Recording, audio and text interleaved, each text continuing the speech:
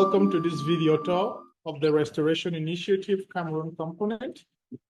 So it's a project that's implemented in 3 different landscapes. We have the far north, we have the Mbalmayo, and we have the dual idea. So in this video, we are going to start with the Mbalmayo landscape. And as we can see, we had an approach of capacity buildings of beneficiaries in nursery production. Because we believe that if we want to sustainably restore in terms of long run, in terms of exit strategy, it is important that beneficiaries are trained on how to establish and manage nurseries. So that's what we did. And in each of the landscape, we have nursery. The nursery that we are seeing here in the Mbalmayo landscape, where we established 2 nurseries, 1 nursery with ANAFOR. ANAFOR is a government institution responsible for seedlings production.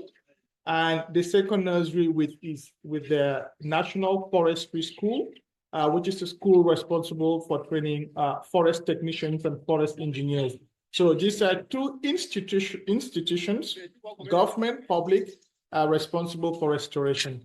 So we participatorily define the seedlings that should be produced because we wanted seedlings that could have short economic returns for the beneficiaries.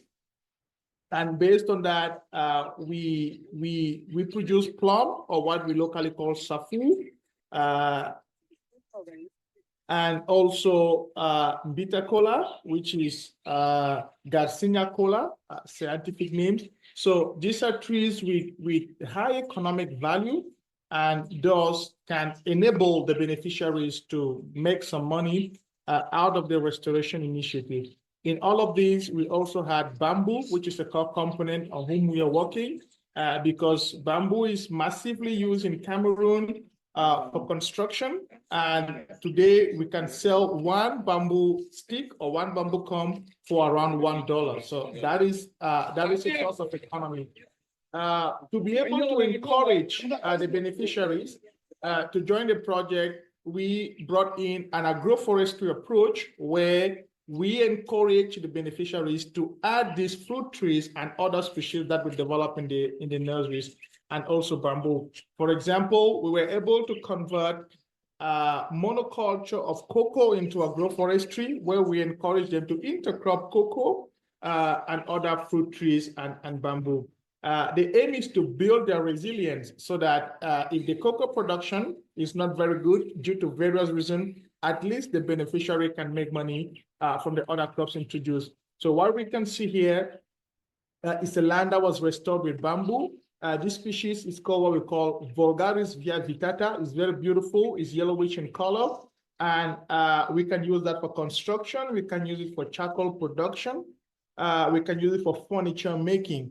And this is another site in the Mbalmayo landscape that was restored with bamboo.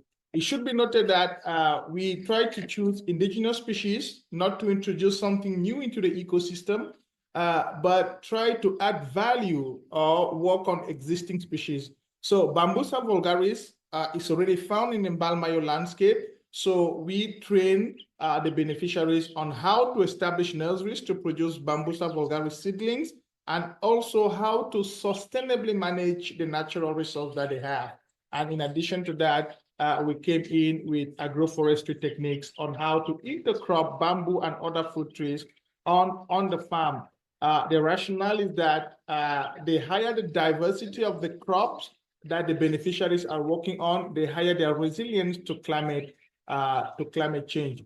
And we also train our beneficiaries on how to day-to-day take care of these plantations so that the yields are very high. Apart from that, we brought in an innovation, which is to establish a forest research, bamboo forest research in the National Forestry School, where we used different planting spacing. We had 7 by 7, we have 10 by 10, and different species, so that the National Forestry School in the future should be able to advise beneficiaries what is the best bamboo species, what is the best fruit trees that they can introduce in their farms to get the best outcome.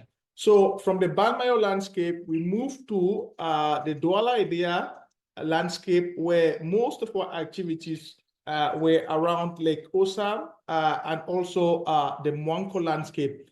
Lake Osa is very, very important because it is a conservation zone already by the Ministry of Forestry and Wildlife. And this river that we see is a very important touristic site. It welcomes a lot of tourists every year. On the side, on the left-hand side, below the small bamboo forest that you see, we have a picnic zone. So bamboo has created a canopy, and under that canopy, we have a picnic zone, usually where tourists can have their lunch.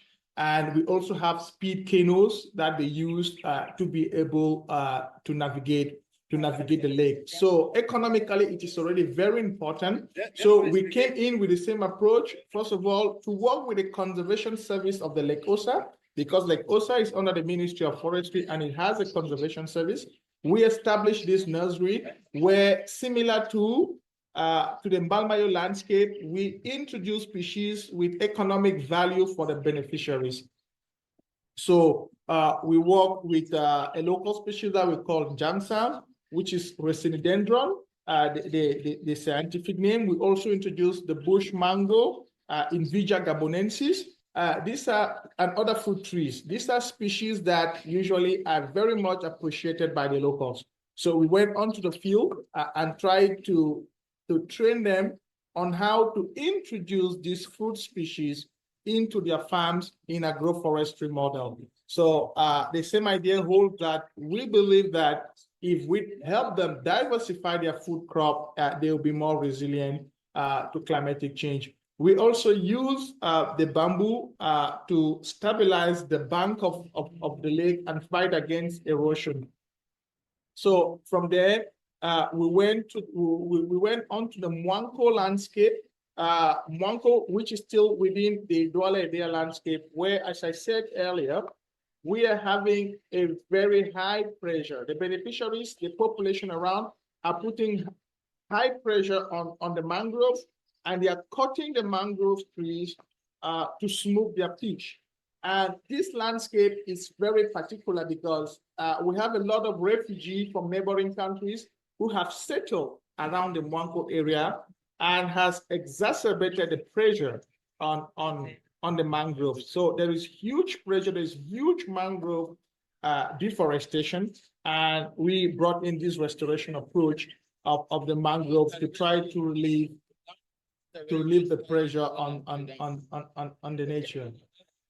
So this is a very beautiful village around Mwanko. It is called Yomi 2 village, where you see these are the unsustainably harvested mangroves that are used to smoke fish, and then this fish is then sold in different neighboring markets, especially Douala.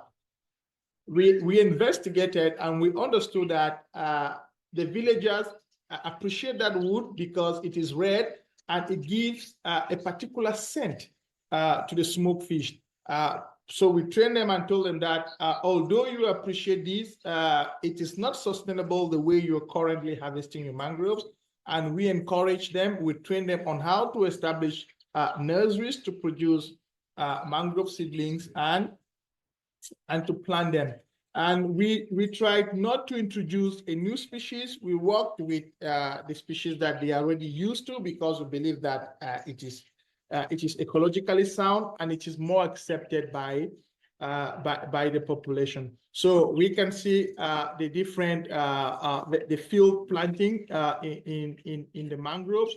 So we've done that along the banks where we were able, using GIS to identify where the mangroves were severely degraded by this unsustainable harvesting, and this planting just targeted those areas. And to be able to have the buy-in of the population, we worked with local traditional leaders, local religious leaders to raise awareness and sensitize the population that it is very, very critical to safeguard the mangrove for future generation. We also put them at the heart of the activity in terms of monitoring. So from the Douala Idea landscape, we moved to the far north of Cameroon, the Waza landscape, which is a Sudano-Sahelian zone in Cameroon with very few precipitation, ranging around 600 to 900 millimeters per year. So apart from that few rainfall, we also have huge pressure on the trees by the population for fuel wood. So we had an innovative approach to involve schools. This restoration site we see, it is by the Mora Bilingual High School, where we train the students on how to restore land around their school. And that was very good because we believe that these students are people of tomorrow. They are the expert of tomorrow. And if they understand what are the different environmental challenges that we face now, tomorrow they will be able to support in terms of restoration. And we also identified tree species and other trees that are already used by the local population. And we use the students to water the plant even during the dry season, so as to increase the success rate of this restoration. So in addition to bamboo, we also planted other tree species which are already known by the population. We believe that when this bamboo gets to maturity, it is going to relieve the population, relieve the pressure on the natural area, because it could produce fuel wood for charcoal production, which is a source of forest degradation and deforestation in the far north. So this is also a village that was restored by the project. As you can see, we planted a couple of trees with a spacing of 4 by 4 on the land. And we also encourage farmers to introduce these trees in their farm for multiple reasons. It provides shades, it provides wood whenever they need. And we believe that this message was very much welcome. This area is also prone to floods during the rainy season. And we encourage them to plant the trees because it also reduces the floods. And we can see that access to water is a problem. When we look at these small houses, you will see that each household has 5 to 6 small houses, and the roofing is done with wood.